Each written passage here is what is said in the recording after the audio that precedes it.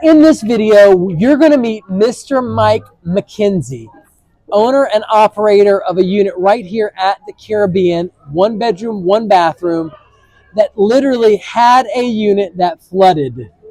No lie, no joke. Yes, he just did a remodel and it flooded. You're going to hear all about operating expenses, the Airbnb platform. If he thinks the market is going to crash, the Airbnb platform market is going to crash. If our market is oversaturated, buying between our market and Florida, you name it, it's in this video, guys. Let's get into the video now. All right, Mike, let's just dive right in. So can you tell us about your experience in short-term vacation rental properties? Yeah, I have a little bit of experience in it. One of my things I'm crazy about, I'm very OCD.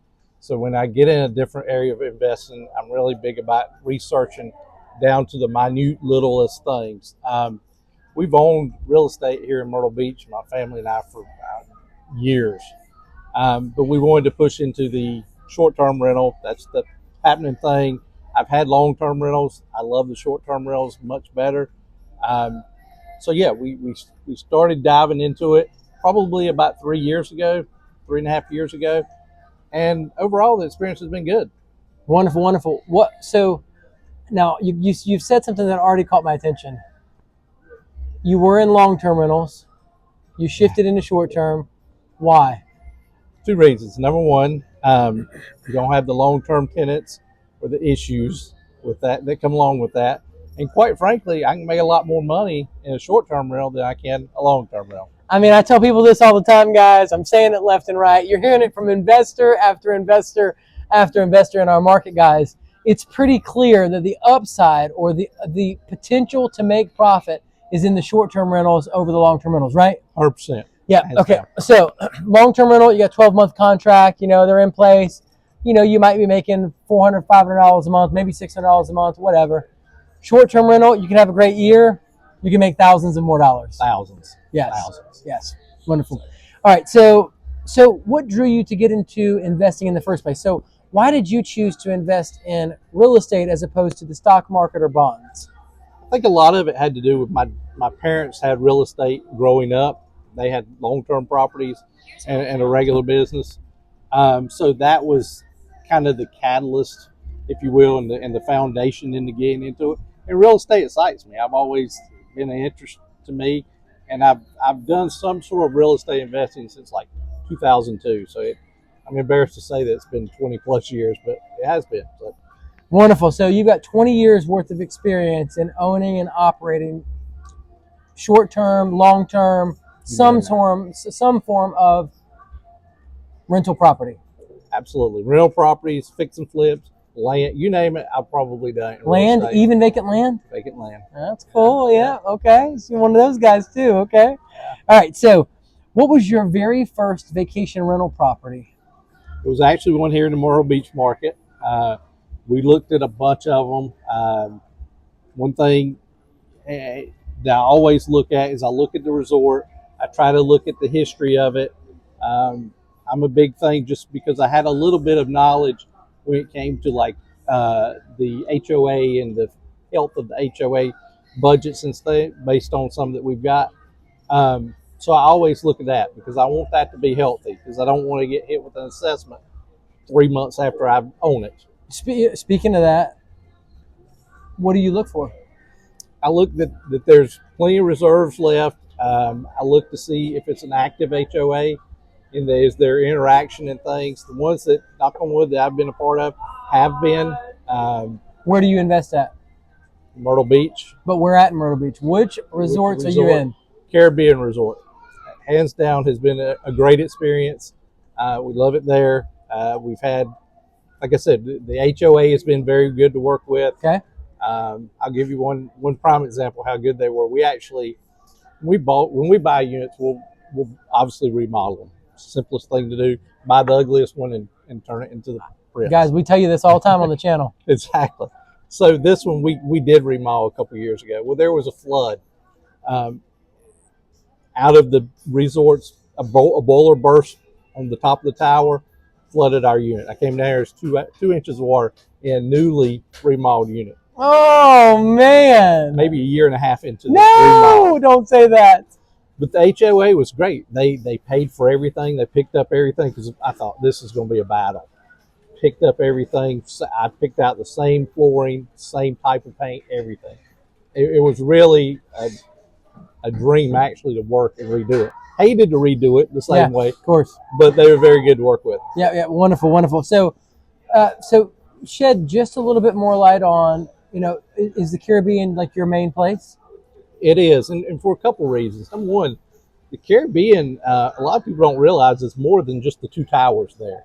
It incorporates some units and condos across the street, both sides of it. What's that place called across the street? Oh God! If you wouldn't ask me, I know, but it does. It does. It does. They incorporate all that. There's there's a 3-story building over there. Yep, exactly. Almost like townhouse condos. Okay. It has all that, so it's a couple blocks. The parking's good there. It's directly across the street. There's multiple amenities, and that's a big thing.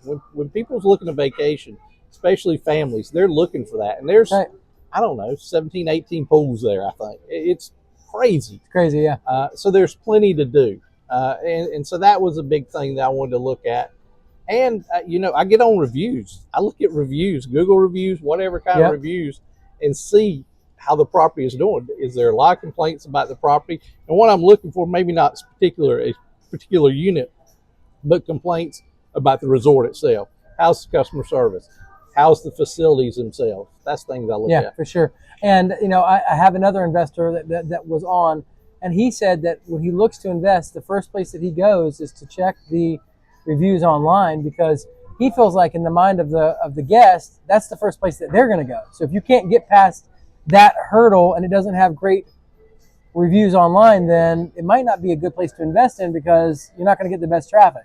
Absolutely. I mean, when I go to rent an Airbnb or whatever short-term rental, that's what I look at is the reviews. Yeah, absolutely. And if they're not good, I'm not going to to stay there. Yeah, exactly. All right, so tell us, about your first investment. Any key lessons learned? Explore all your financing options. We do what's called OPM. We use other people's money. OPM, come on. We are backed by some private investors that obviously makes things easier. It makes us as a cash buyer versus a finance buyer, which makes you stand out a little bit.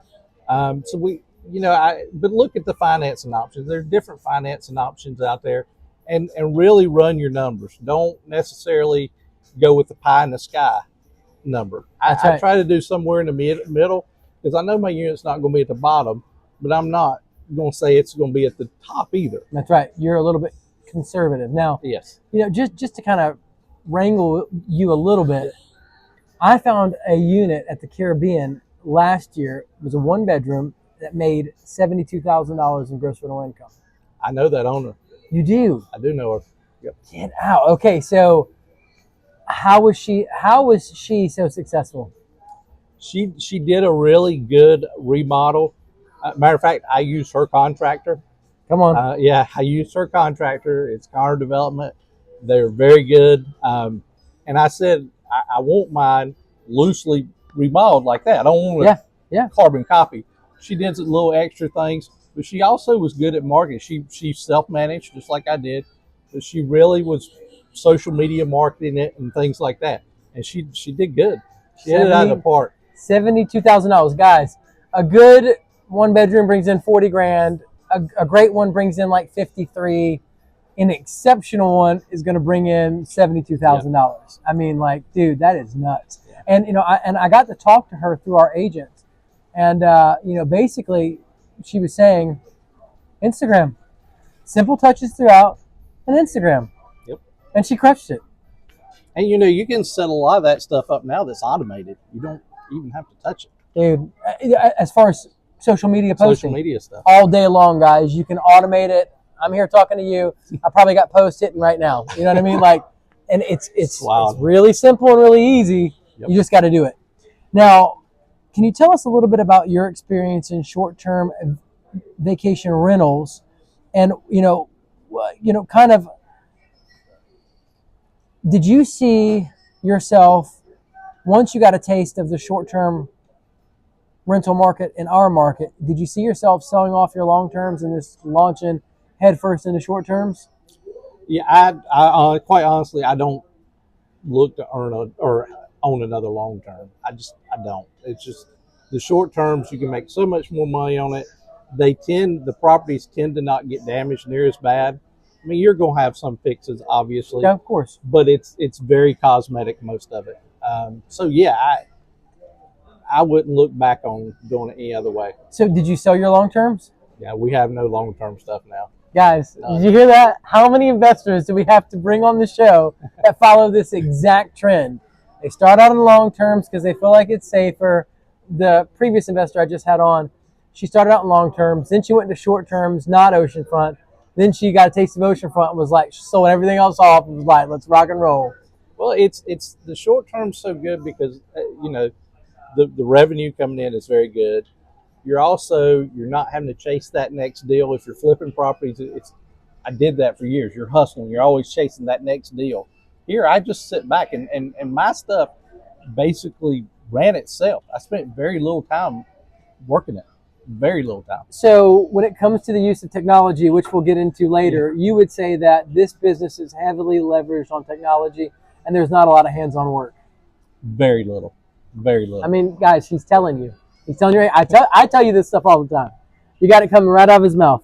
All right, market and location. Now, why did you choose Myrtle Beach as an investment location over other beach destinations, like Florida, for example? A couple reasons. I did research.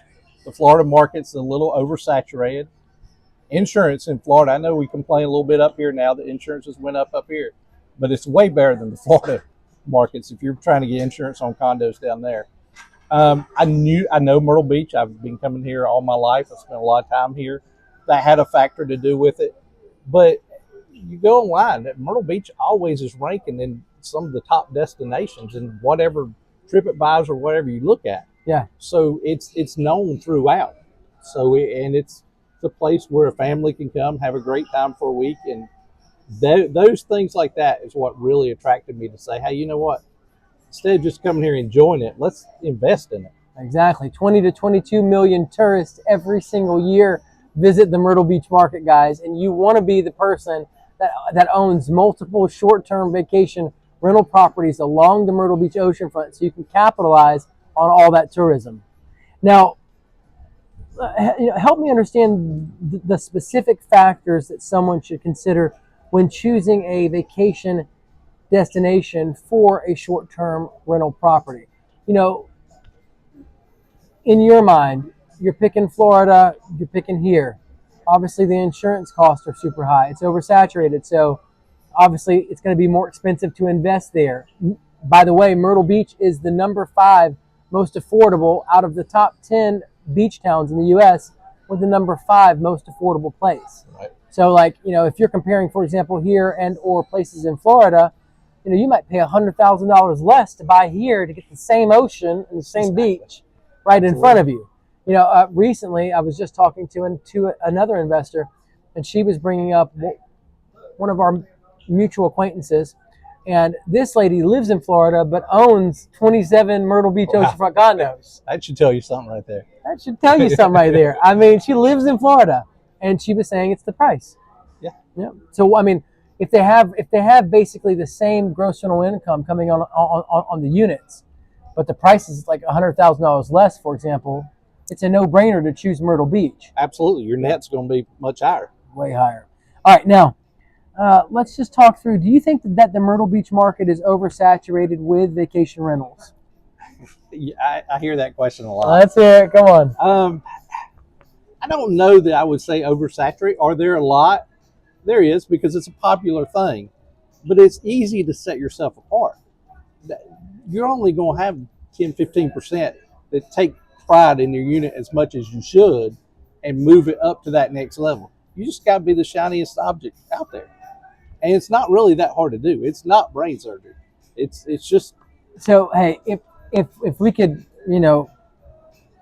scale it all down to its bare components, do you think that it's safe to say you have an oceanfront condo, you do a phenomenal remodel on it, within that remodel, you make sure that it is designed very well. The colors, themes, Absolutely. you got the pinks, you got the blues, you got the poppy contrasted colors. And literally, it's that simple. Absolutely. Absolutely. And I have no design sense at all. Thankfully, I have a sister-in-law that could design, and she designed everything for ours. But that's the thing. People get caught up. They think that, well, I need to be the lowest unit. If your unit is set up right and you have great reviews, you don't have to be the lowest unit in the building. Tell them. Come on, tell Don't. them. Because people are going to pay. I don't mind paying for a premium if all the reviews, if there's 100 great reviews on the property, I'll pay that extra $25, $50 a night. Yep. It's worth it. Yep, absolutely. Absolutely, all day long. So how do you compete in a crowded market? You have to stand out, make sure your stuff's there. Use social media to your advantage. Get on, push your properties out of things. One of the things that I did do when I got in this market, actually before I even started buying in here, I started observing Facebook and things like that. I started joining all the real estate investor groups and things, and all the vacation site things. And it's easy to post your property in that. Yep. Even if you don't want to take on the direct rental, post your Airbnb or VRBO or whatever link right into it. Or your direct website. If you set one up just to save money on those fees, if you want to save money and not have people book through the Airbnb or VRB platform, you set up a direct website and you share that on social media. All right, so question for you. Do you think that there's more demand than supply in our market for short-term vacation rental oceanfront condos? I haven't looked for one in a while because I've been happy. I think that, I can't honestly say either way. I think that there's plenty of supply out there. Yep, there is. But getting the right unit is the thing. That's the whole secret. That's the key. Yeah, so go ahead. No, go ahead. Yeah, so supply-wise, guys, right now there's over 6.5 months worth of inventory, condo inventory on the market in Myrtle Beach. Technically, it's very much a buyer's market. I helped a client put a property under contract for $100,000 under the last sold comparable at that place. He bought it. He put it under contract for $390,000. The last one that sold in there sold for $490,000. Wow. You can find deals out there on the market. It is a buyer's market. Now, simultaneously, are our prices holding? Yes. Our prices are still up.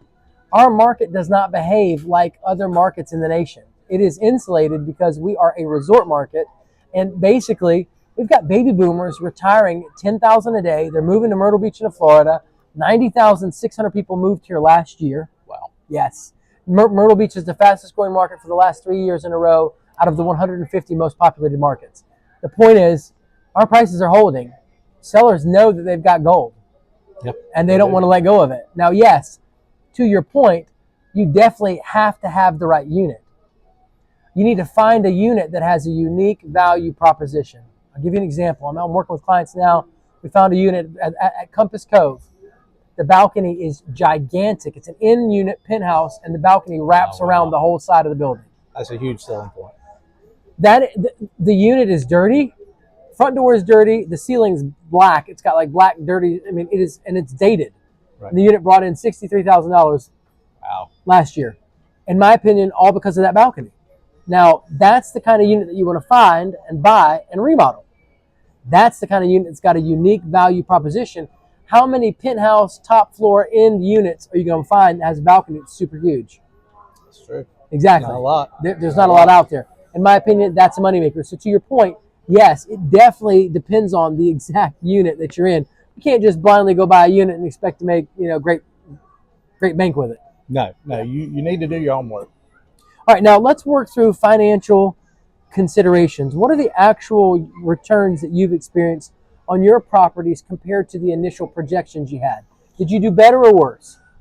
Because I am conservative on my numbers. Actually, we surpassed our gross and net numbers each year for the last 3 years.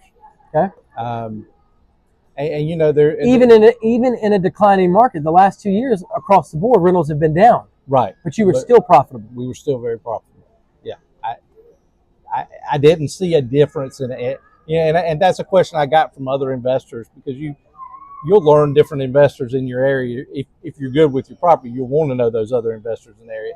But No, and there was times that I say, well, there's nothing booked in the fall yet. It hits. This market is so unique. You may not have anything for 3 months out, and all of a sudden, it'll book the month up. And just all of a sudden, boom, boom, boom. Right. Like a light switch goes off, and people just start booking. They do. It's amazing. All right, so you never had any problems with having initial projections that then the unit underperformed? Never underperformed, and that was obviously, especially when we first got into it, that was a fear. Of course, but we never experienced that. Wonderful. All right, now how do you navigate? Do you do any financing? What we typically do is we'll buy with cash, and then we'll refinance out usually a year afterwards. Okay. Because that gives us time to, number one, remodel the unit, which is quick because it's just inside. But it also shows a historical data for the banks of what the rents are since it's remodeled. Yep. I mean, we can go on historical data anyway, usually if we wanted to finance it anyway.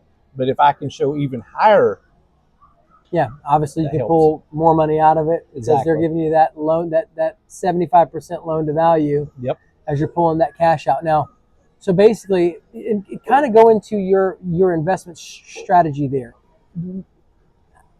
Do you buy one, remodel it, demonstrate that it can make a phenomenal gross rental income, and then refinance it, pull the cash out, and buy the next?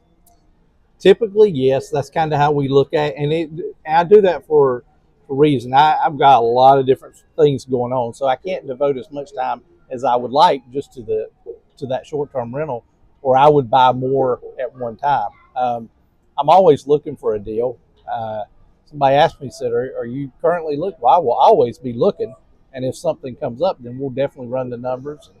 And another thing about investing in the same market that you have properties, you already have the people and resources in place. If you do get another unit, it just goes. It just clicks. Maybe, yep. Wonderful.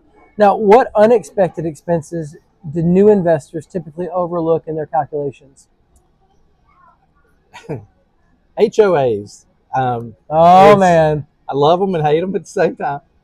Expect your HOA to go up. It's just a fact of life. Things are more expensive than they were 2 years ago. We all know that. Yeah. So we're paying more for things. As my HOA went up, yes. Comparatively to other resorts and buildings in the area, it's pretty good. I mean, even in my HOA, my HO6 is included in my HOA. Now, okay, so you just touched on two topics.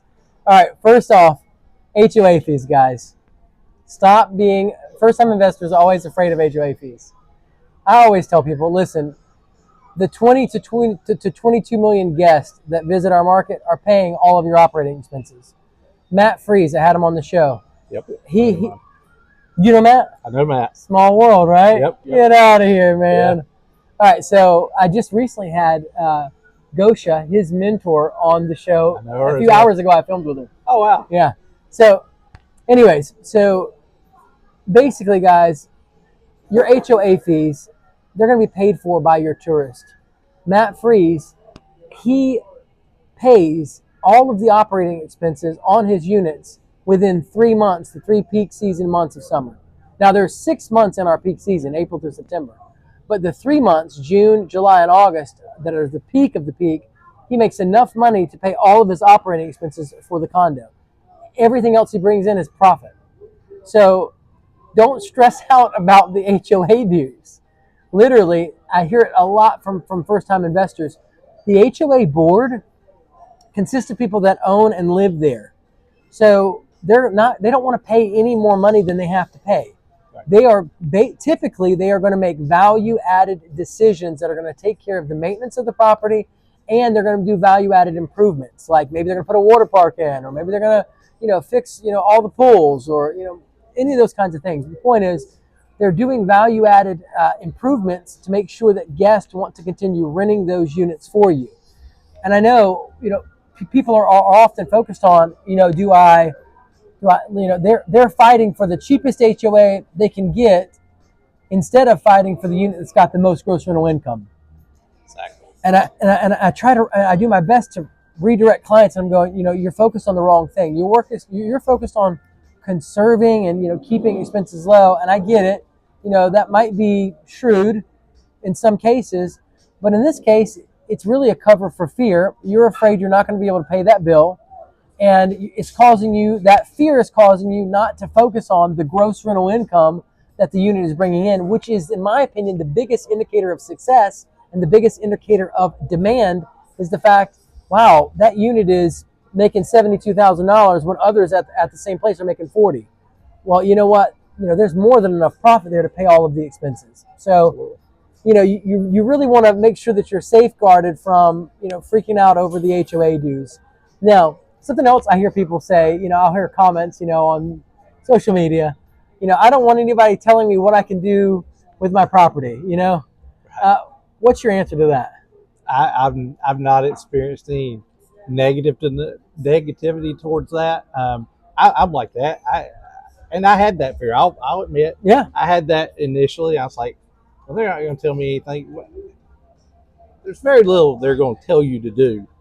It's not going to be beneficial to your unit, other units, and the property itself. And, you talk about the HOA spending money. Typically, it's on, resort things, updating the pool, putting in a water park, whatever it may be.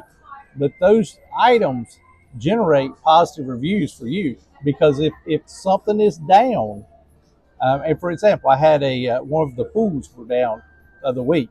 Now, thankfully, the guest private messaged me and said, "Hey, I wish this would have been up."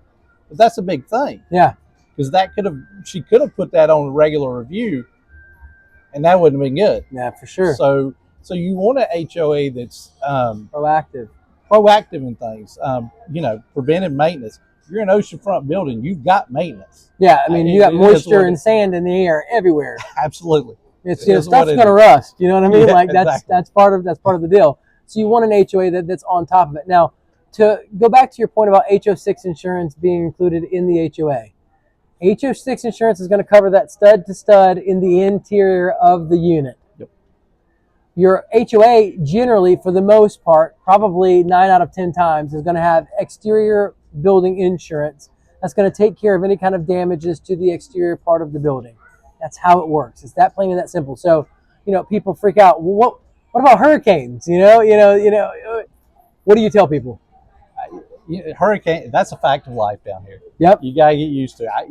We have other properties here. I have a camper that stays here.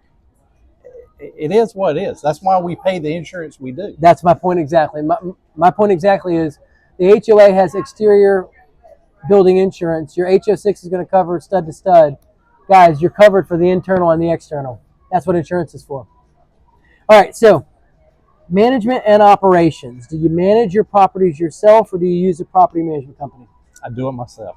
And would you tell anybody to self-manage or use a property management company? I would tell everybody to self-manage. And that question comes up all the time. All right. If they're a first investor, should they self-manage? I did. Listen, it is a lot simpler than what you think, and it takes up very little time. Dude, I mean, like, he is telling you what I say to you guys all the time. I'm not going to give 10, 20, 30, 40% in some cases away of my profit for something that I can spend 30 minutes a month on doing myself. I mean, guys, he's making it that plain and that simple. We have people, we have high income earners on the channel. They're, concerned that they don't have the time to self-manage it. They've already got a full-time job. There's surgeons, there's dentists. They're all kinds of busy people. Right.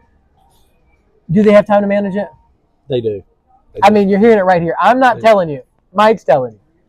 Absolutely. All right, so moving right along, what's your take on management cost versus do it yourself?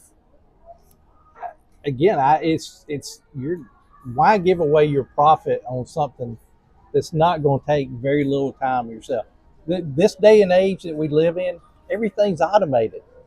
Yeah, I mean, we can be sitting here right now. Somebody can book a reservation on mine, and everything's taken care of, cleaning everything. I don't have to do anything. So, kind of speak to that process just a little bit. Do you sync your calendar with your cleaning lady's calendar? I do. Are you synced with the Airbnb platform?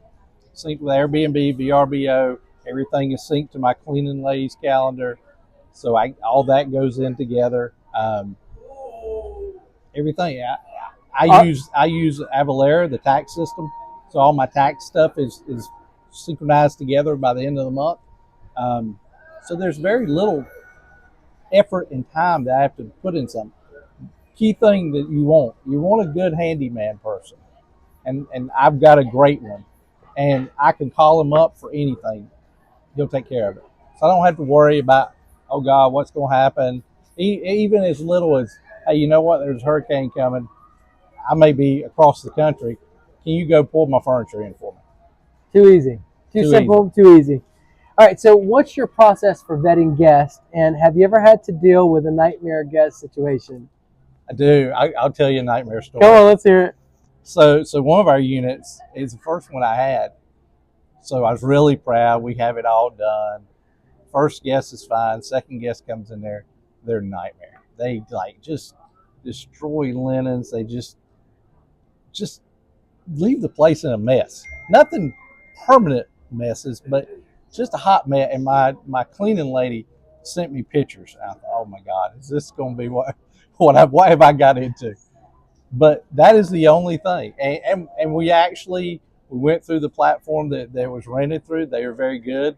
They covered those expenses. They charged those guests for that. I thought there was going to be like a root canal, and it was very simple to deal with. Look at that, guys. Now, any other nightmare stories where it wasn't simple and easy? No, I don't really. I don't have any. I mean, I may be lucky, but most guests, especially, you're pricing a unit at they're paying $2,000-$3,000 a week to stay in your unit.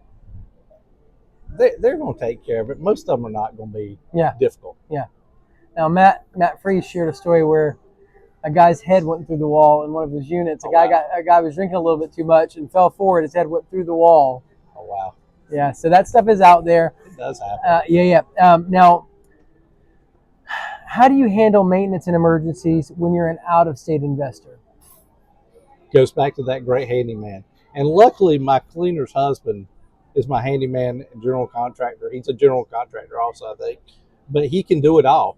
Yeah. There's not a time I can call last minute because you need boots on the ground. I tell everybody, you got to have boots on the ground wherever your properties are.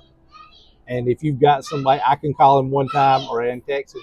I don't have to worry about it anymore. I know it'll be handled. Yeah. So, guys, when you get me as your broker, you are going to be plugging into a network where I have contractors, attorneys, lenders, inspectors. I mean, you name it, cleaning people. We're going to get you hooked up with all of that kind of information. So if you do have those kinds of questions or need help, please ask me. 843-360-1737. Call me.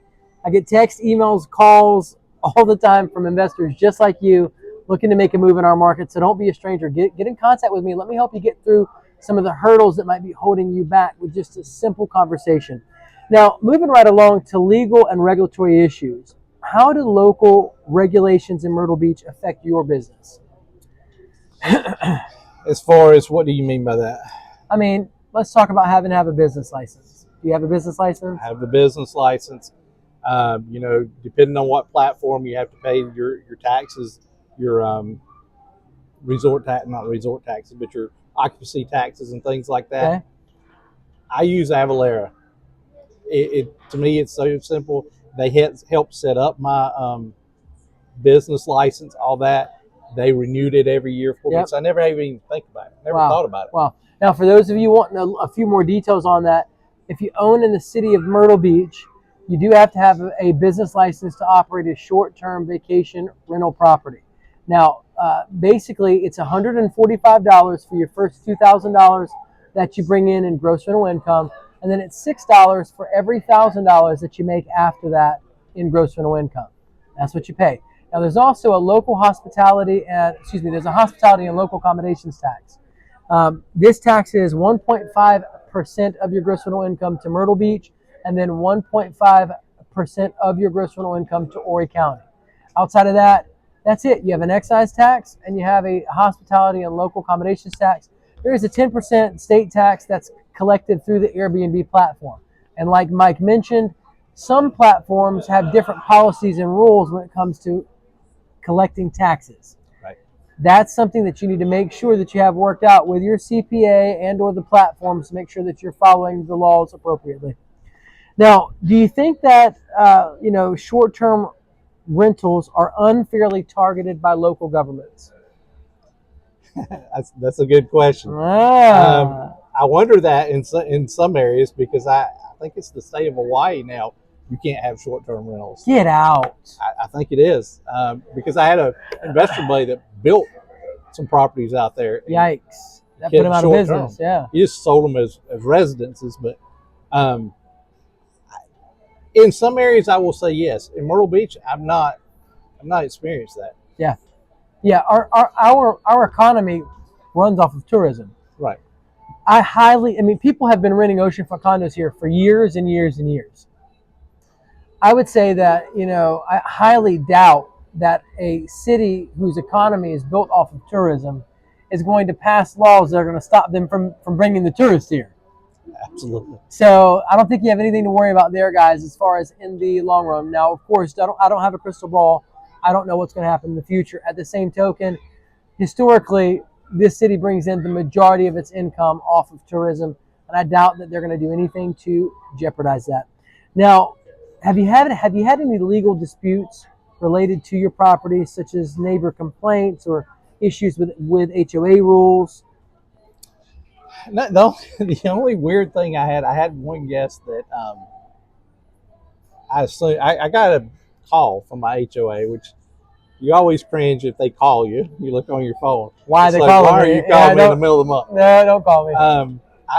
I have no idea why this guest had apparently put aluminum foil on the window at the hallway. I maybe needed black. We have blackout blinds. I don't know what the deal was. But it was like, and they said, like, you've got to get that down. I'm like, it's so odd. Can you give me a picture? Because I'd like to see this too. Yeah, no doubt.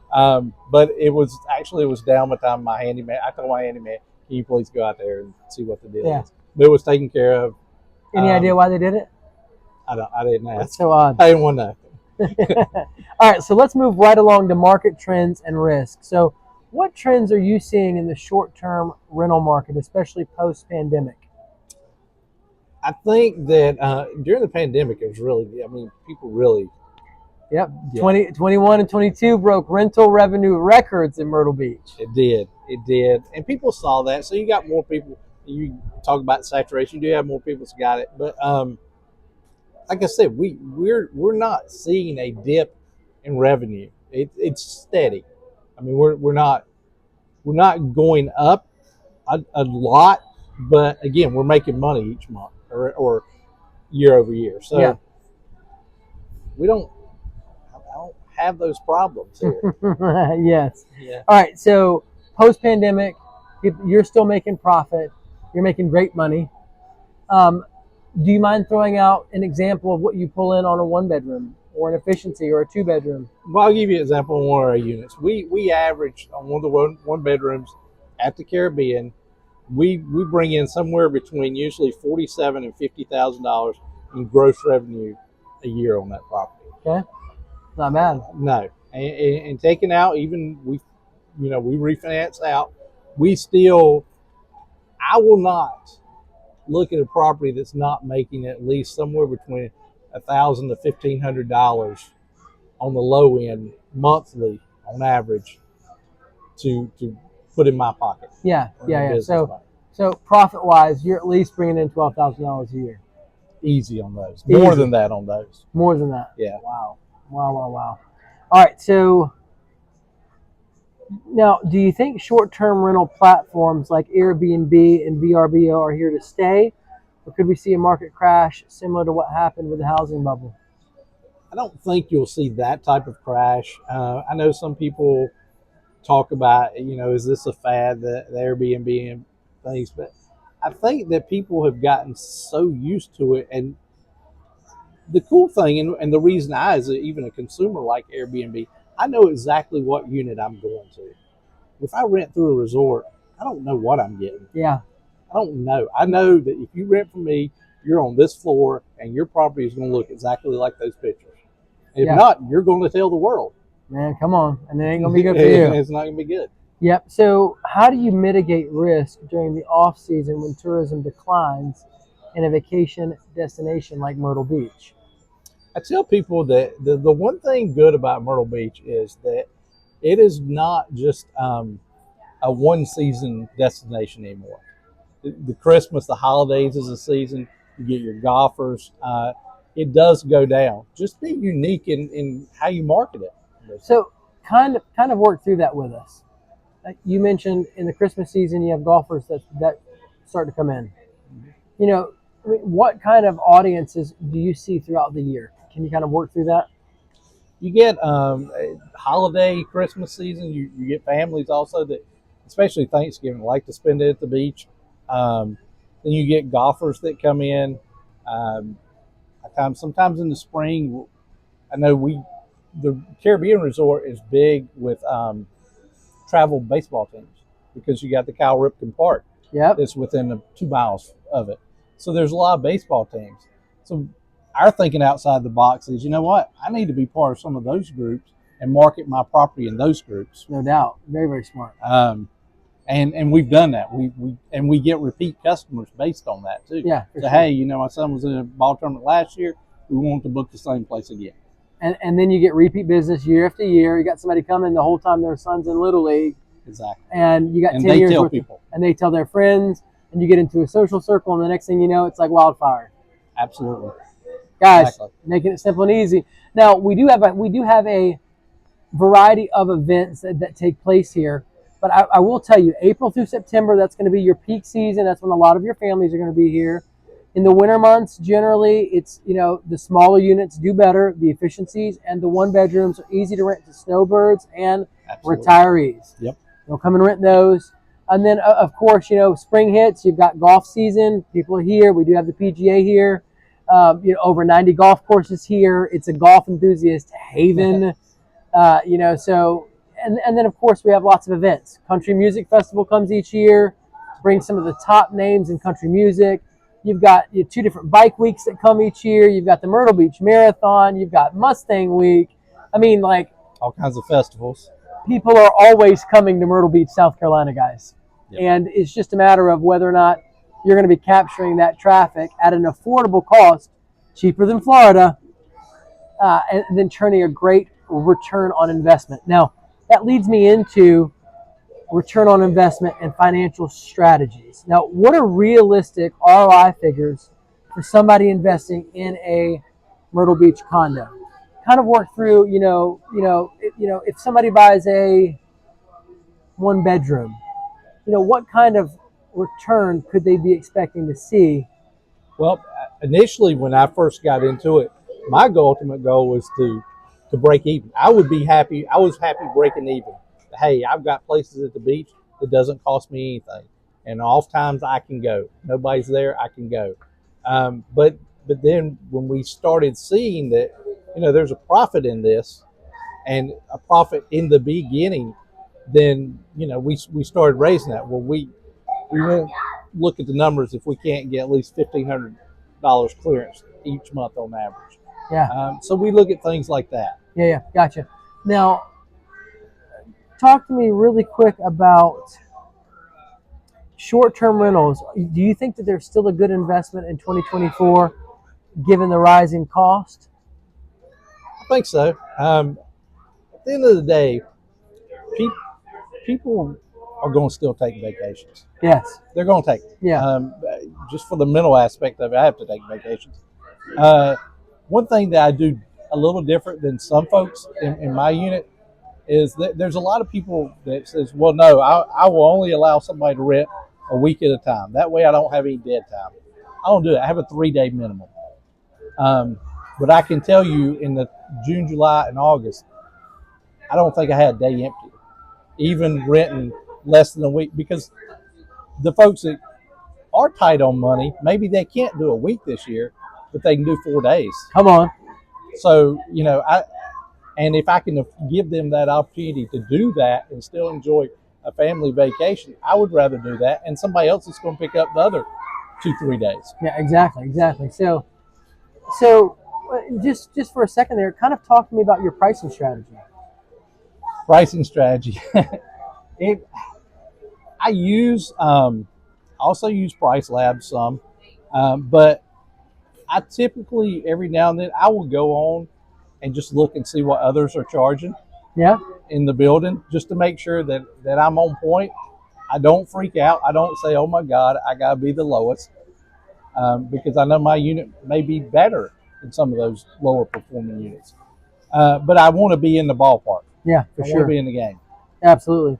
So let's move on to tax advantages, depreciation, 1031 like kind exchanges. Give me your thoughts there.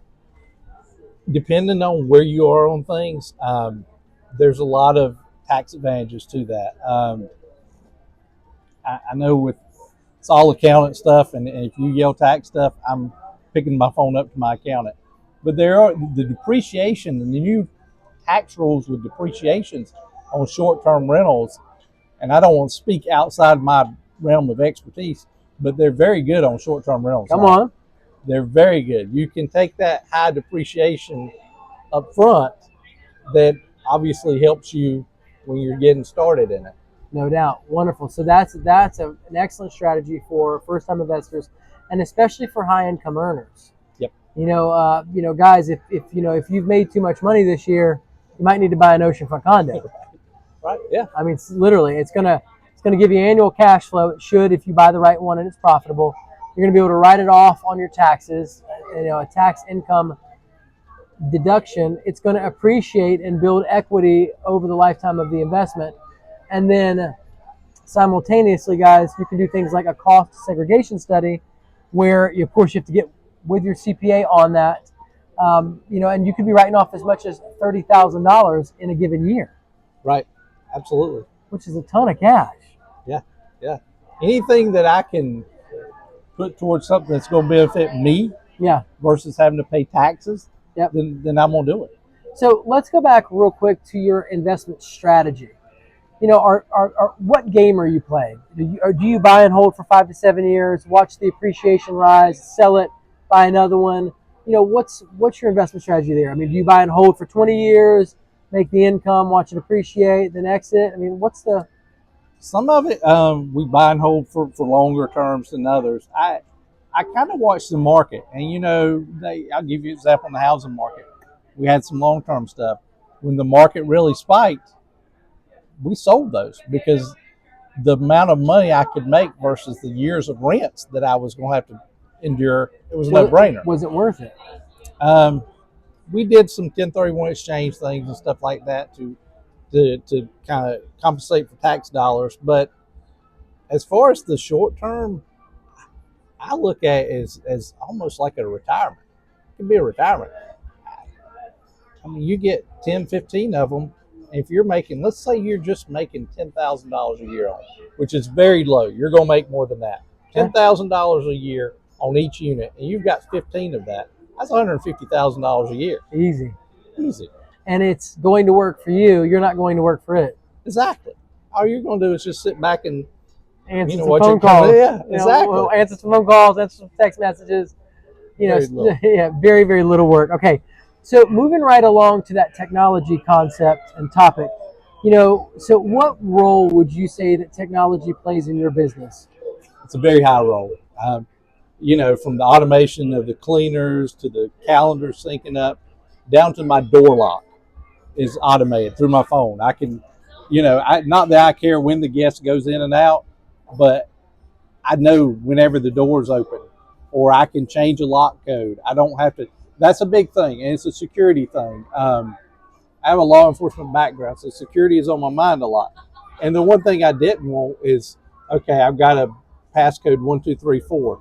Well, I don't want every guest to have that. And then, I had a bad guest 2 months ago that comes in on my good guest. Yep. So I changed.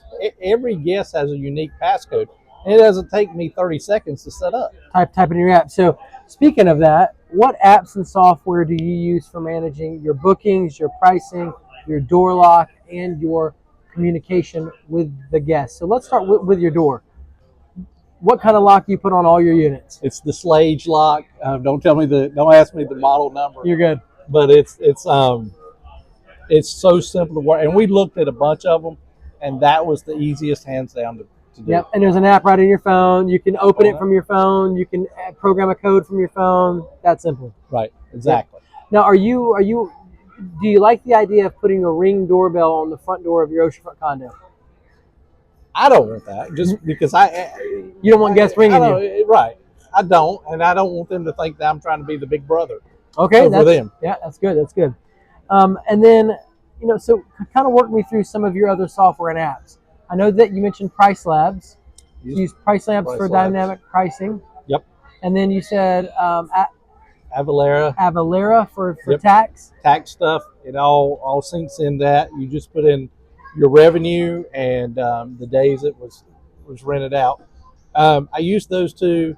The cleaner calendar is linked to all that. As far as communication, obviously the Airbnb platform, VRBO, all that comes to my phone. So it's easy, I can be working whatever, and if a question pops up, I try to be as quick responding as I can because that's a key thing. Yep. So and it's typically pretty easy. If it's a more in-depth question, I'll just say, hey, look, I'm busy right now, but I'll get you an answer at 5:30 this afternoon. Wow. Yeah. And that's like with anything. A good customer service, people want you to respond to them pretty quick on the phone. If they send you a text message, people know for the most part, if they send you a text message that that you received their text message. Yeah. Like, if you don't answer it for 2 hours, 3 hours, it might feel like you're ignoring them. You know what I mean? And of course, you could be caught up with work or meetings and things like that. Absolutely, that stuff goes on. But how simple is it for you to send a quick text message back and say, hey, listen, I'll get to this ASAP. I want you to know I've seen your text. Exactly. Too easy.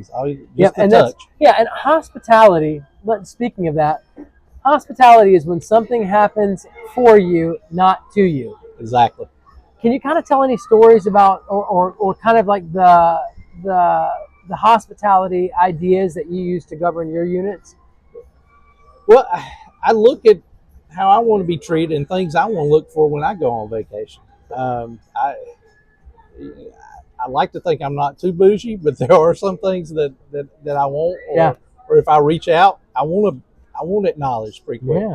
Yeah. So I look at things like that, and again, you look at what's going on in that environment. What are others? I think I mentioned it earlier. I pull up other units in the area. Are they offering something I'm not? Maybe it's an incentive. Maybe they're giving a gift card to a restaurant or something. Yeah, that's right. And people do that stuff, guys. I had a client, she was featured in Forbes magazine, and she would put bathrobes on the bed, rose petal. She had like a service, rose petal. She would do all kinds of things that people could elect to pay for additionally and get these concierge type services. And it obviously worked really well for her. She had a 1-bedroom unit, made $33,000. It was in not necessarily the nicest place in our market. It was at the Sea Mist, but she made money. $33,000 at the Sea Mist. Yeah, it's not the nicest place in our market for sure. And they have new owners out there, and they're doing a lot to turn that place around. However, she made $33,000 at the Sea Mist. It's pretty amazing. But you talk about the extra little things, and I know that we ran a place, Airbnb, and I noticed part of the questions was, what's your favorite soda, what's your favorite candies and stuff. It's this. And we got there was care bag there. Sundrops is a big thing. A lot of people don't know what sundrops are in another part of the world. It's basically a Mountain Dew. Yeah. But there's a 6-pack in the refrigerator. Then there's all kinds of my favorite candies and stuff in the bag. It's just welcome. And stuff like that. And that's been years ago. Yeah, but you never forgot it, did you? No. And I told other people. Yep. Yep, exactly. So it had the impact. Their hospitality had the impact that made him a lifelong guest, basically. If you had to go back there, you'd probably use those same people again. 100%. Yep. All right, so what's your strategy for marketing the property? Now, this is how we actually got in contact. For those of you that don't know, which is probably all of you, Mike is the seller of Michael Tomorrow's unit that he just bought on our show, Unit 227 at the Caribbean. So Mike just closed this morning on this unit. You guys saw his video on the show. If you haven't, go back and watch it. Really cool video. We're driving all around town. We're asking Michael questions. He's talking. We end up, looking between your unit and a different one. It was a really cool show. And so Michael's back in town. He just closed this morning. Our other Mike here, Mike McKenzie is actually the seller of the unit that Michael bought. So ultimately, I reached out to him through the agent and was like, hey, listen, I need to know what he does for marketing, because you sent over the VRBO thing, and it showed like you made like 17 grand on VRBO, and I was like, I need to talk to this guy. He obviously knows what he's doing, and to be honest with you, I don't find a lot of people, from what I understand, a lot of oceanfront condos don't use VRBO. Some of them don't. Some people don't use VRBO for whatever reason. It's been good to us. Wow. It has. So there's evidence, guys.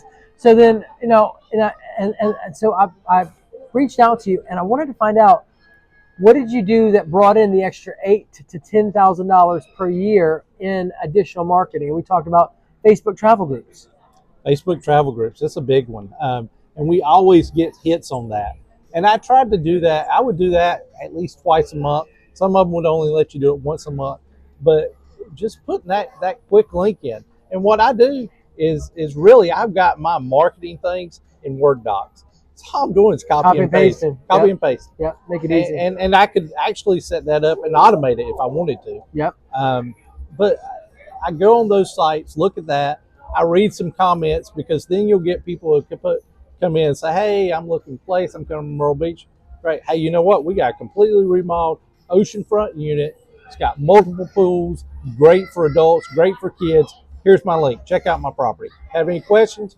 Direct message me through the platform, whatever. Too easy. Wow, too easy. So do you think that it's better to rely solely on platforms like Airbnb, or should investors focus on building their own direct booking website? I think your own booking website can be beneficial. Obviously, there's other fees that are cut out of it. I'll be honest, I've been a little lazy, and I've used the platforms just because I've had other things going on. I haven't built the website that I've liked enough. Yeah. We built one, and I scrapped it, and I'm sure my VAs hate it, but it is what it is. Yep. But yeah, anytime you can direct book things, that's good. We do some direct bookings. I have a lease contract or rental agreement that covers everything. The attorneys have looked at it. That protects me and the guest as well. That's cool. the key thing. Super cool. So do you think that dynamic pricing algorithms are worth it, or do they sometimes hurt your business? I think overall they're worth it. Do I get in there and play with them too sometimes? Absolutely. No doubt. Absolutely. So it's not the whole set it and quit it. No, I want to be hands-on, because at the end of the day, that's my money, that's my revenue. Yep. So I want to be a little hands-on. I do adjust that from time to time. So moving right along to exit strategies, do you have an exit strategy for your properties in place already? I don't. I right now, we'll hold them. Yeah. Until something comes up. The reason we sold that particular unit is we did need some cash for another deal that we're doing. So it was the best thing to do. Yeah, absolutely. Now, do you plan to sell or transition to long-terms in the future ever? Absolutely not. 100% no. No, I don't even like the word long-term anymore. Man, that should tell you everything that you need to hear, guys. I mean, the profit, it would take me years to make the profit that I can make in 1 year on short term. I mean, Mike just put it all into perspective for you. It does. It's years, and it's a lot less headache. Yep. So now, is there a risk of short-term rental burnout? As a manager of it? Yes. Honestly, I don't think so. I mean, if you've got something going on, everybody gets aggravated from time to time. I don't really spend much time at all dealing with it, because it's all automated. Guys, he said it over and over again. So it's not a lot of work. It's not at all. All right. So moving right along, let's talk about a handful of controversial topics. Okay. All right. So is the get-rich-quick narrative around short-term rentals real, or is it mostly myth promoted by influencers? I'm not a buyer into anything get rich quick, because if that were true, everybody would be doing it. No doubt. Everything takes time to build. The cool thing with short-term rentals is you can build a good foundation. If you don't have a good foundation to whatever investment strategy you're using, it's going to crumble. But if you've got a good, strong foundation, you can keep building blocks on that. Yeah. And increase revenue. Yeah. So you're saying the best way to do this is slow and steady, organic growth, year after year after year, build brick by brick by brick. Absolutely. And it won't take you as long as you think. I mean, it still goes relatively quick with short-term rental property.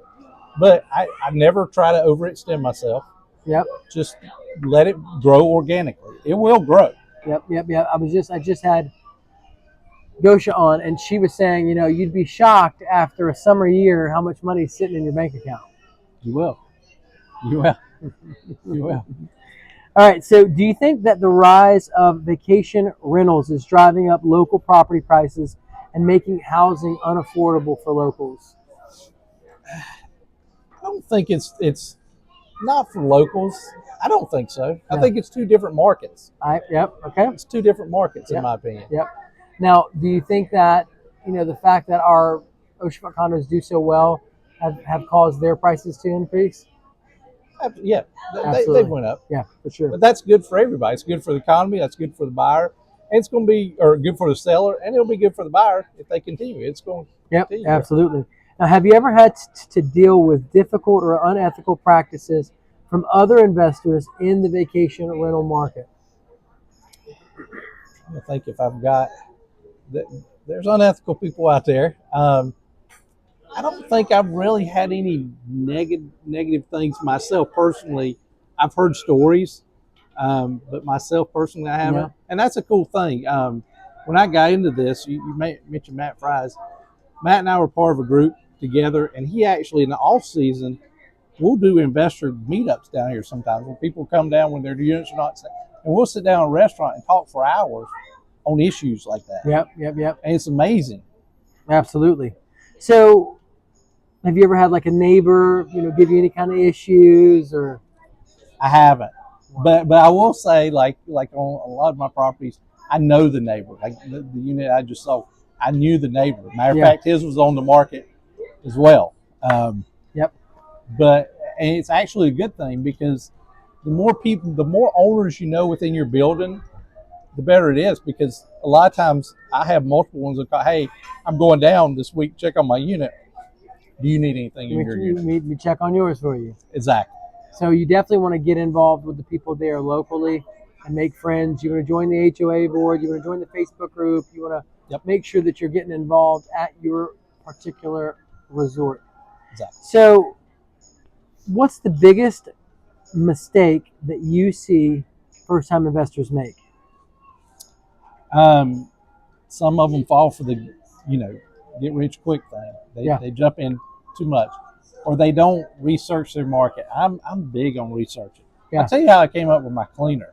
I literally for months sat back and watched these groups and people talk about them. I have a spreadsheet for everything in my life, but I put a spreadsheet together of all the cleaners, who recommended them, and what was said, and then I interviewed like the top 3 or 4. Just know your market. That's the key thing. Know your market. Look at your market closely before you get into it. And as long as you research it effectively and look at it non-biased, and get an agent. Get an agent that knows what they're doing.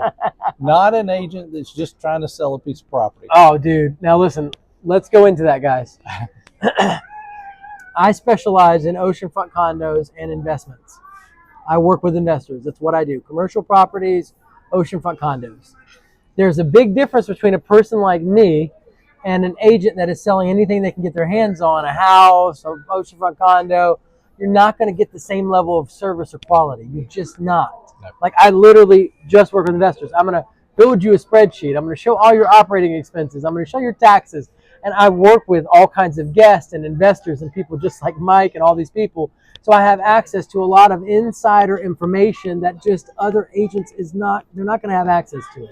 So you want to make sure that you find a solid and a professional agent that's going to give you the kind of quality service that you need when you're investing hundreds of thousands of dollars in your future, part of your future, your financial future.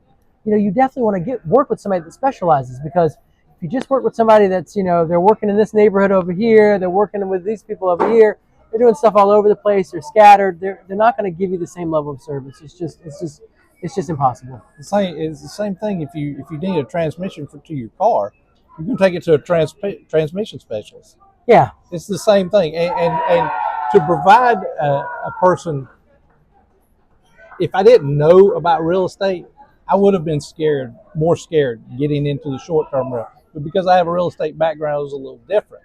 But to have an agent available that can show you the numbers and don't tell you what you want to hear, but That's right. truth. The truth. Because there's a lot of agents out there, and I deal with, and my big thing is, when we sell properties, agents say, well, I can get that out of it. Okay, that's great. Pull me the comps where you got that number. Did you get it out of the sky?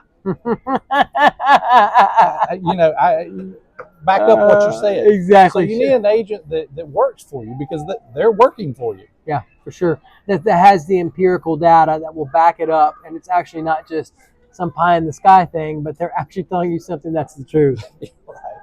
All right, guys. So, what's the best investment that you've ever made? Honestly, short-term rental stuff. As far as year-over-year return and things. Yeah, I mean, is there a certain resort you like? Is there? I mean, like is there? Like Matt, for example, he ended up buying a property for like, I don't recall exactly what it was. I want to say it was like $40,000 or $50,000 and selling it for $150,000. Right. He made a nice lick. So did you ever have any of those? I've had them, not in the short-term rental, but I've had them in like what we had in one house that was going to be a short-term rental, but we ended up selling it. But those things pop up, but it's the market. For example, I invested in Myrtle Beach versus North Myrtle, and I like North Myrtle, but my revenue is higher in Myrtle. Really? So that's where we invest, where my revenue is higher at. Which makes a lot of sense. So you're a Myrtle Beach versus North Myrtle Beach. You go with Myrtle Beach all day long. Investment, yes. Yeah, for sure. All right, so which vacation rental platform do you prefer, Airbnb or VRBO, and why? It's weird how that works. Like, I'll go a couple months and all Airbnb, then a couple months all VRBO. Either one's pretty good. I probably tend to lean a little more toward Airbnb. The customer service has been great on both, but they value their superhost a lot. And the superhost is, after you get in so many outstanding reviews, you can get up to superhost level, and they will take care of you. They will look at things. And anytime I've had questions, the follow through has been quick and on point. There you go. All right, guys. If you could go back and give your younger self one piece of advice about investing, what would it be? Oh my gosh, I do this with my son all the time because my son actually, believe it or not, the company we got, my son and I own 50-50. Okay. I wish that I would have started investing at a younger age instead of blowing money. I could have invested that money and been sitting even in a different place now. Yeah, exactly. So for those first time investors that are being held back by fear, what would you say? There's always going to be fear in your life, whatever it is. There's going to be fear in things. You got to do it, because if you don't, you'll always, what if I would have done this? What if? At the end of the day, if it's not working out, you can sell the unit. If for some reason you get into it and it's just not me, or it's just I don't feel right about it, sell it. There's a lot of properties that we bought and then sold. It's just that's real estate. That's part of the game. That's part of the game that we play. But I can control real estate investing a lot more than I can Wall Street. All right, so let's talk about that. Okay. Yeah, so let's talk stocks and bonds versus oceanfront condos. Why did you go this route? Again, I can control it better. And I have investors that have self-directed IRAs that would rather invest in me or other investors for their return on their IRAs than in the traditional portfolios in the stock market. I can see a better future a lot of times with the real estate market. You can see what's coming a lot further ahead. And at the end of the day, I could own whatever stock it may be, ABC stock or whatever, I don't know intimately what's going on with that company At all. at all. Yeah, that And makes I me a don't little bit control nervous. any of it. I don't control any of the decisions that's made, but I control all the decisions on my property. Come on. And you know, I can make those decisions, right or wrong. I have to own it if it's wrong. Yeah. But at the end of the day, I own those decisions. Which to you helps you sleep a lot better at night. It does. A whole lot better, right? It does. Yes. It does. All right, so now let's talk online travel agencies, you know, Airbnb, VRBO, Booking.com. Are you on all three of those? I'm not on Booking.com. And it's not any reason that I don't like them. I haven't, there's not room in my schedule for them because we stay booked up. Yeah, yeah. Well, So it's why I add something to it if I'm full right now. Yeah. We've looked at them closely. So like I said, I don't have any negative things to say. All right, and then which platform drives most of your revenue? One year will be Airbnb, one year will be VRBO. There you go. So that's why I'm on both. That's why it's important to be on both. Yeah, for sure. Google Vacation Rentals. Do you use it? I've played with it some. I haven't gotten deep into it yet, but I have played with it a little bit. And did you say that you had a direct booking website or no? We've not launched That's one right. yet. You don't We're have still one in the yet. building Yeah. phase. Gotcha. All right. Any tips for SEO? You find somebody that knows SEO and how to implement that in to drive your property to the top. Okay. All right. And then now, how do you set pricing? I let Price Labs do a lot of it. And the thing I like about Price Labs is Price Labs knows the events that are coming up in Myrtle Beach. For example, the Country Music Fest thing. Okay. Those prices double. My unit doubles in price per night during that week. If I didn't know that, then I would lose out on revenue, but it knows it. But I also get in there like we talked about, and I may adjust it. Maybe that bottom figure is a little too low, or maybe it's too high, whatever it may be. Absolutely. Yep. It's obviously you can't set it and forget it. No, it's nice that you want to be. No business is productive and successful without at least some hands-on. What are the tips that you would recommend to maximize revenue? Get it out in front of as many eyes as you can. Exposure. That's what it's about. The more people see your property, the more it's going to hit. When you have something good, show it off. Absolutely. I mean, don't be a show off, but get exposure. Yeah.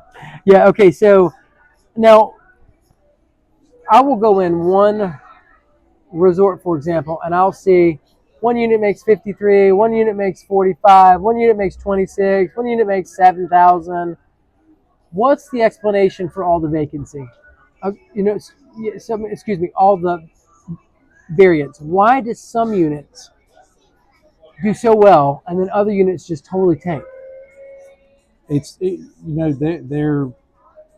can't buy a unit and do nothing for 10, 20 years to it. You got to keep it updated because people want the newest things. That's right. It doesn't mean you got to remodel it every 1 or 2 years. But granite counters, you need granite counters this day and age. Granite, you have to. Yeah, it's as cheap as the regulars, cheap stuff. You gotta have granite. You got to change things like that out. Color schemes sometimes change. Yep, absolutely. And flooring. Flooring's a big thing. I love the LVP flooring now that's in.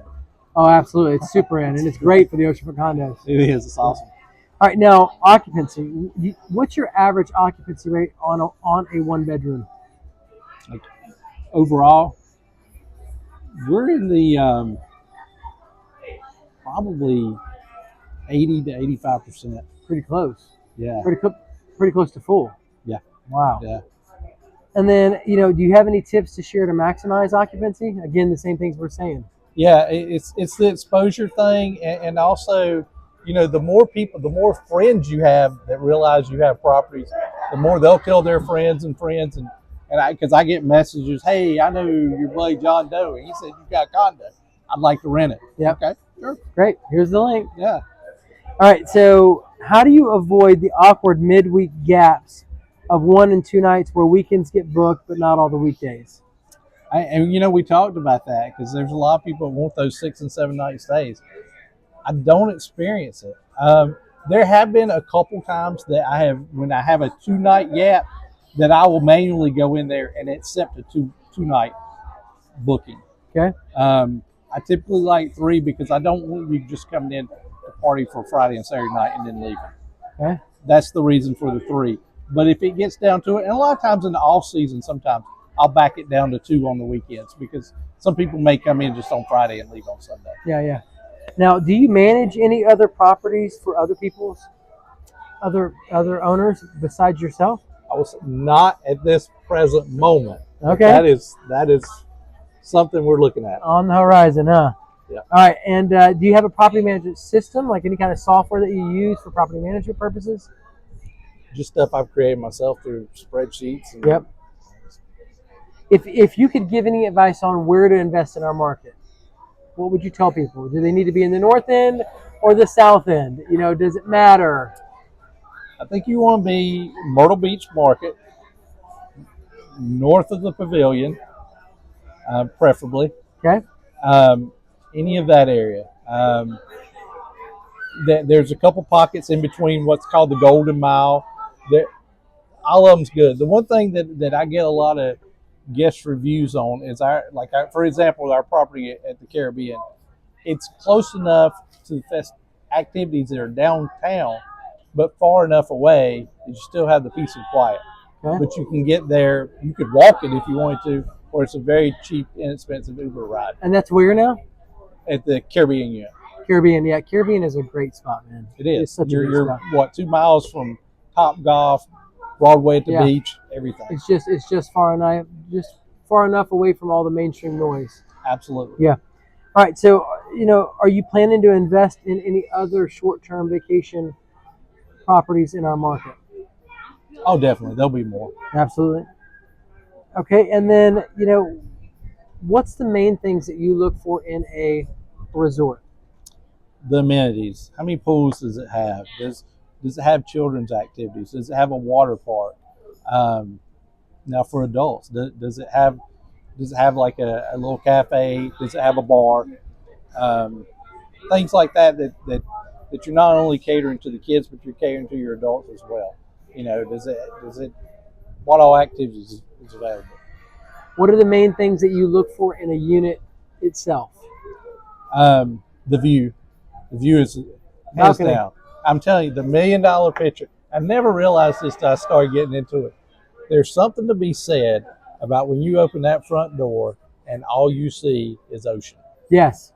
There's something to be said about For that sure. picture. Yeah, all day long. It's like $1 million picture. Yep. So that's one of the key things is views. The most important thing, in my opinion, guys, is going to be that balcony. Having that sand of that ocean right in front of you when you walk out on it. Not an ocean view, not an angle view, an ocean front. That's the one that's going to bring in the most money, in my opinion. Now, which bedroom count out of efficiencies, 1 bedrooms, 2 bedrooms, 3 bedrooms, and 4 bedrooms, which do you think is the most profitable? The 1 bedrooms do well, and the reason is because most of them can sleep 6. Most of them have a sleeper sofa. A lot of them have a Murphy bed that flips down from the wall, and then you have the 1 bedroom. We look at 2 bedrooms. I don't really necessarily worry about over 2 bedrooms for my investing needs because 2 bedrooms I can get a lot of people in. You get into 3, 4, 5, 6 bedrooms. That's a different rental market that you're looking at altogether, right? It's a whole other thing. Now, I will often tell people, basically 2 bedrooms is the sweet spot in the market. I went back through and I ran numbers on efficiencies, 1 bedrooms, 2 bedrooms, 3 bedrooms, and 4 bedrooms. I pulled random years for the last decade. And when it came to being able to resell a property, your 1 bedrooms and your 2 bedrooms didn't show any losses. Your efficiencies, your 3s and 4s showed losses. So, I'm wanting to be able to position first-time investors to, if they buy this and get in this game, where can they get in? And if they don't like it, they can sell it quickly. Or if they get in a pinch and they need money, they can sell it and not take a loss. Well, that's going to be your 1 bedrooms and your 2 bedrooms. But from there, we took it one step further. Your 2 bedrooms generally bring in about double the gross rental income as a 1 bedroom. So, but they have roughly the same expenses. Right. So, that 2 bedrooms is, from a cost benefit analysis perspective, that's going to be the best unit, the best spot in the market for getting started. Now, when you add 3 and 4 bedrooms on, guys, yes, you can make more money. The upside is way higher on 3 bedrooms and 4 bedrooms. Those units have the potential to bring in a whole lot more money. There's just no way around it. Right. Yeah. And the question I get when we talk about fear and investors is, well, why don't I start off with an efficiency? I can get into them cheaper. Yeah. That's what I hear. Yeah. And I tell them, think about it. If you're in an efficiency, you have small kids, you're going to bed when those small kids are, because you're all in the same room. Man, that's tough, right? Yeah. So people like that, at least a 1 bedroom thing, where there's some separation. Or couples, for example. You got 2 couples that want to go on vacation. They want to split the vacations cost. They can stay in one room. The other people can stay in the other room. I mean, there's all kinds of ways that people do this. Absolutely. All right, so who do you consider your main competition? Some of my friends that own units in my same building. It's a friendly competition. Oh, okay, come on, that's right. It's a friendly competition, because it's nothing for me to call some of them up, especially if I think my bookings for the future are lower than I originally projected. I'm like, hey, how many bookings you got? What are you doing different than me? And everybody helps everybody. Yeah. It's not, ooh, I can't tell you my secret sauce. Yeah. So I guess it would be fellow investors sometimes. Okay. So now, do you target specific types of guests, such as golfers, sports teams, other? Is there a story that goes along in your listings? Not specific in the generic listing itself, but we will go to those sports things or those golfing sites and put in, hey, you know what? There's 8 golf courses within this mile radius of our unit, and things like that. So we'll get a little specific within that Facebook group itself. Gotcha. All right, and then some hosts are seeing markets slow down compared to previous years. Just to confirm, you're not seeing any slowdown. I'm not seeing any slowdown. Wow. Because that's the thing that I heard and I wondered about this year. I thought, we're hearing a lot of that. Let's see how our summer months do. Yeah. And they did great. Wow. Okay, so what do you do to stay ahead? What's the secret? I'm always looking ahead. I'm always looking to see, hey, if I'm low in December, what can I do to boost that? Yeah. What Christmas shows are going on, whatever it is that I can do. I just try to stay on top of it. Absolutely. Again, it's just touching your business and knowing what your business is doing. It doesn't take much time. Simple touches. Yep. Simple touches. All right, so talk to me about cleaning. Now, do you have a local cleaning company, or do you have just a private one-on-one person you've hired? I have it's a lady that owns a company, and she does really great. And I'll tell you another thing that I didn't. It's not a mistake, but it was something actually my cleaning service, their company continues to grow as well, which is nice. So we both see growth.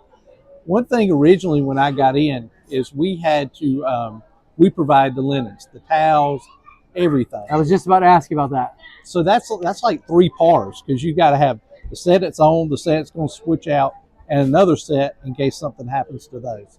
It's a lot of linens. Yes. So she switched a year and a half ago to they provide the linen. It didn't raise the cost anymore because she was laundering our linens anyway. So it's contracted out. So now I don't have to worry about linens. It's included in the cleaning. I don't have to keep all these separate pars of crazy amounts of linens and sheets and pillowcases. Exactly. So that's a good thing if you can find that. So, and what does your cleaning lady charge you? For my 1 bedroom, she charged $135 per cleaning. Okay. And now, do you charge an additional fee to the guest? Yeah, that fee is carried over to the guest. Gotcha. Now, are you a proponent of making money off of cleaning? I don't try to. Yep. And then on the flip side of that, I have some investors. Their strategy is to not charge a cleaning fee. Okay. That's an expense of mine. That, in my opinion, I'm going to pass that along. Yeah, absolutely. Why wouldn't Why you? would you not? Yeah, exactly. Now, do you offer any extra services to your guests? Nothing outside of whatever the resort has going on. Again, if they have an issue, and if let's say the water leak or something that happens, that the maintenance person has to come in, I may get them a gift card, and you can electronically send them a gift card. Hey, I'm sorry for the bump up. Here's a $50 gift card, $100 gift card. Go enjoy a dinner on me. Oh, nice. Yeah, exactly. Which is a nice touch. Absolutely. Yeah, nice touch. Goes a long way. All right. So, do you have any other recommendations for new hosts? Just vet whoever you're going to hire. Vet them, check them out. Call other people that's using them, or look at online reviews of your cleaning person, of your handy person.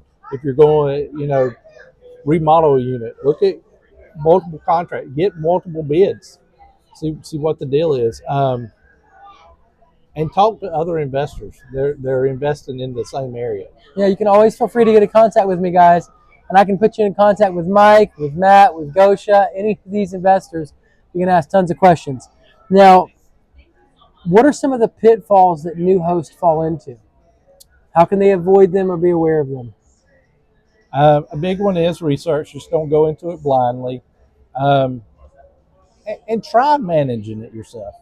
At the end of the day, if self-managing isn't your thing, it's not working, then hand it over to a company. Rather it be an on-site or off-site, whatever it is, then hand it off. But try it yourself. I tell people the same thing all the time. I'm like, listen, guys, you as an investor, if you plan on buying 10, 15 properties in the next few years, you want the hands-on knowledge of managing your property yourself. You want to know what the ins and outs of that business are. It's going to cause you to be more informed, be more alert, because you're proactively playing that game. You're actively in that game.